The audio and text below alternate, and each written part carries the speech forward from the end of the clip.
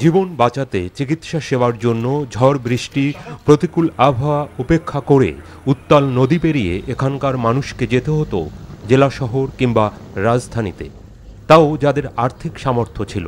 আর দরিদ্র মানুষের জীবন প্রদীপ নিভে যেত চরের মাটিতেই। চাঁদপুরের মূল জনপদ থেকে বিচ্ছিন্ন নদীবেষ্টিত বেশ কয়েকটি দুর্গম চর, যেখানে স্বাস্থ্যসেবা ছিল সোনার হরিণ। চরবাসীর কাছে নতুন আশার আলো এ ভাসমান হাসপাতাল। হাইমচর উপজেলায় মেঘনা নদীর পশ্চিম পারে মিয়ার চর, এখানকার খালি ভাসমান এ হাসপাতাল।